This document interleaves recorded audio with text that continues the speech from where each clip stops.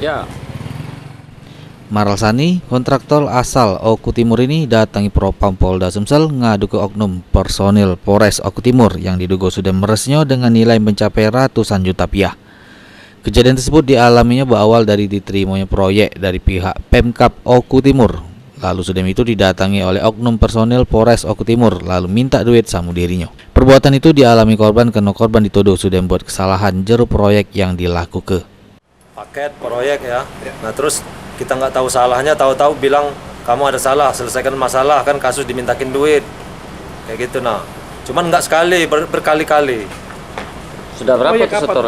Proyek pertama proyek IPAL di Dinas Lingkungan Hidup itu 2 kali 80 juta sama 40 juta.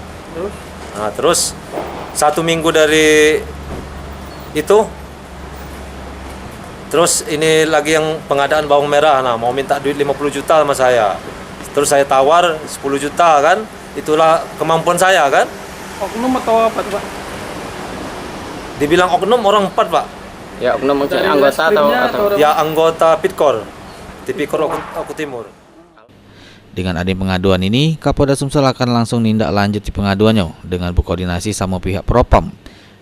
Dijelaskan oleh Kapolda bahwa dirinya tidak pernah ngizin ke personilnya yang galak minta-minta proyek sama pemerintah di Sumsel.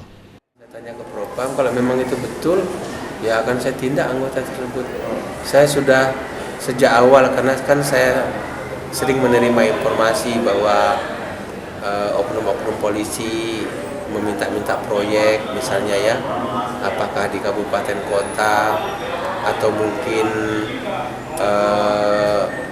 sekarang kan ada dana desa maupun ada alokasi dana desa. Nah, peran polisi di situ justru sebenarnya harus mencegah jangan sampai ada penyelewengan, bukan bersama-sama justru melakukan penyelewengan. Firman Hidayat, PAL TV.